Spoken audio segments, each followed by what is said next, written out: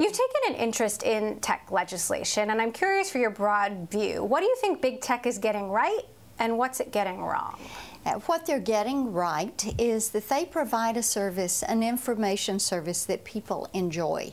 And they have changed the way we conduct a lot of our transactional life.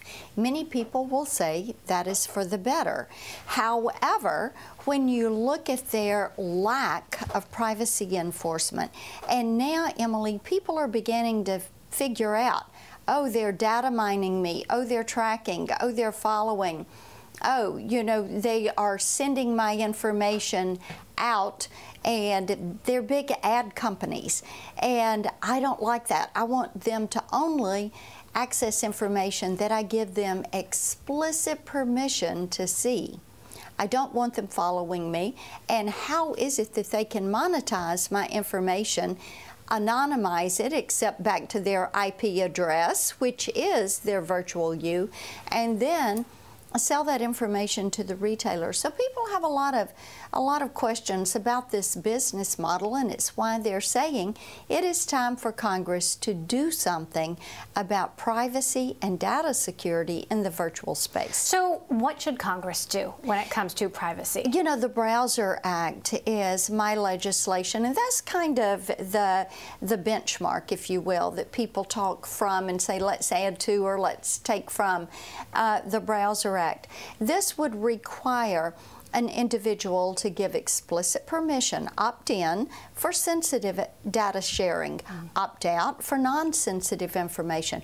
It would be one set of privacy rules for the entire internet ecosystem and one regulator, the FTC, which is our nation's privacy regulator, both in the virtual and the physical space. Do you think Europe and GDPR is a good model here? I think that is, it reaches a little bit too far. It's a little bit too restrictive. And my preference is to see the internet remain a place where innovators can pop on and innovate. We have to bear in mind that the internet from 1995, no one ever thought about apps. They never thought about mobility in the sense that we have mobility now. They never thought about the convergence of voice, video, and data. And now you see that, and it's all on a handheld device. You take it with you everywhere you go.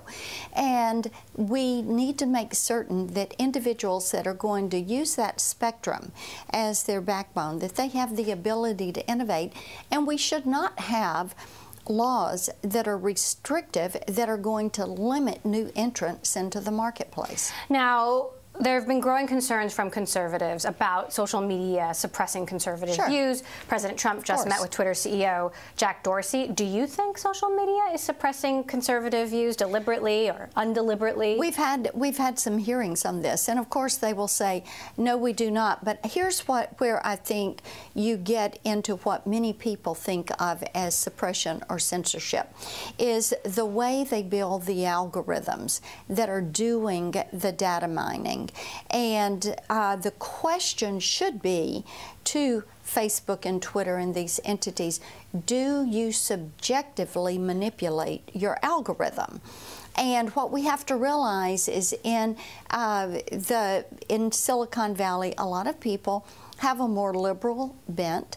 That is their preference. They bring that to work. They are engineering and building these algorithms, and then they probably tilt left instead of being down the middle, and we know they don't tilt right. You actually had a pro-life ad in 2017 that was taken down by Twitter. They said it was inflammatory. They apologized. They reinstated it. What have your conversations been like with the executives of these companies? We know they're active. They're lobbying here on Capitol Hill. They want your support. And when we did a hearing a couple of weeks ago, Twitter publicly apologized to me. But the question is, how do we get to a point that pro-life language is considered to be inflammatory? That's the underlying question. And why did they make a decision to block that, and then it took them a while through conversation to put it back up?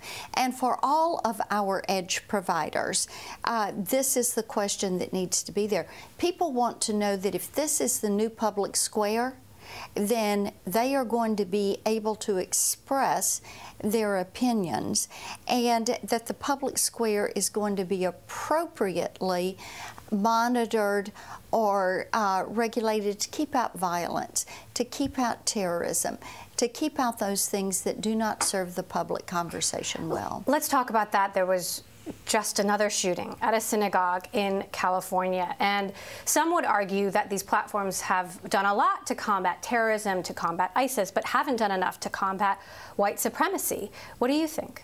You know, Emily, there is no place for hate speech, hatefulness, this kind of action on any of these platforms. And they're going to have to be diligent in making certain that they deal with those things.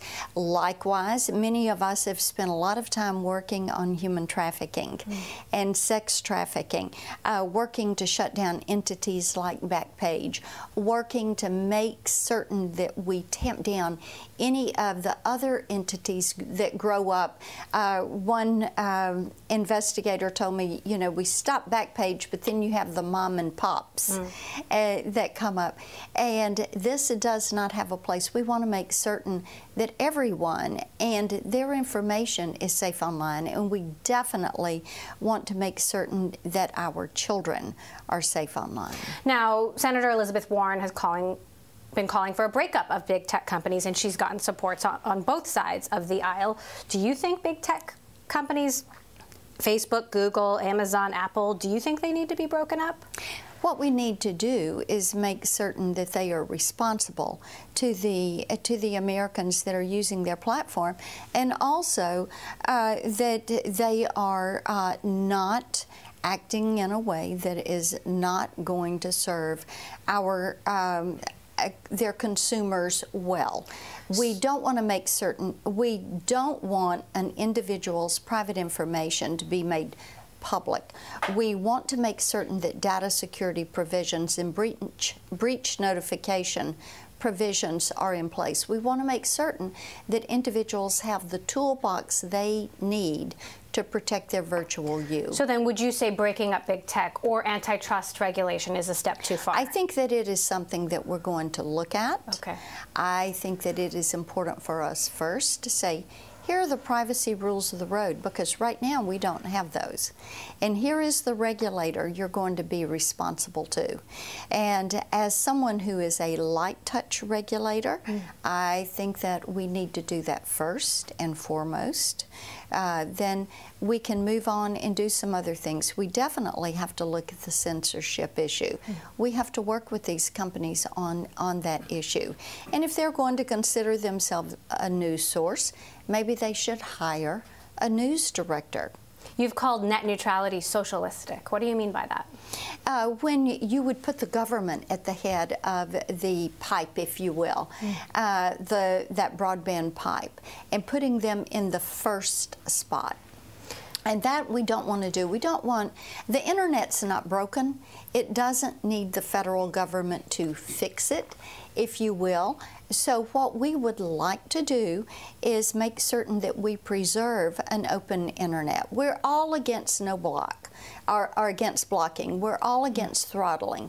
What we want to make certain is that before we make a decision on prioritization, that we are talking with innovators. When you talk with people that are working in AI or working on AVs or working in healthcare technology, they will say, let's move very slowly when we talk about prioritization, because we don't know what the next innovation is going to be and how we're going to utilize those technologies as 5G comes into the marketplace. Now, you've been a staunch supporter of President Trump. We know that Senator Biden has just declared he is running, and he's kicked off his campaign by talking about Charlottesville, and you know there continues to be the contention that President Trump did not handle that situation well. Do you have any concern about Biden or any other Democratic opponent? They're going to have their primary, and they are going to go through that primary. They will choose a nominee, and then we will have that race once they have chosen their nominee. Now, you're the first woman senator from Tennessee. You supported the Kavanaugh nomination. I know that mobilized a number of your voters. How much progress do you think the Me Too movement has made, and how much progress do you think still needs to be made? You know, my hope is that the Me Too movement has helped this to be a conversation that moms and daughters and employers and employees have. And I think it's a good thing that our children and grandchildren are not going to be fearful to bring it up when they have had someone act inappropriately to them. Yeah. I think that's a good, healthy thing. Dads and sons need to have that conversation too. Dads and sons absolutely should have that conversation. So, last question just about the Mueller report. Attorney General Barr is going to testify on Capitol Hill this week. What do you want to hear from him? I think that what you're going to hear from him is, or what I would like to know is how we got to that point. That you had this dossier that was paid for by campaign funds, and it was used to get a FISA warrant. And how did we get into this in the first place?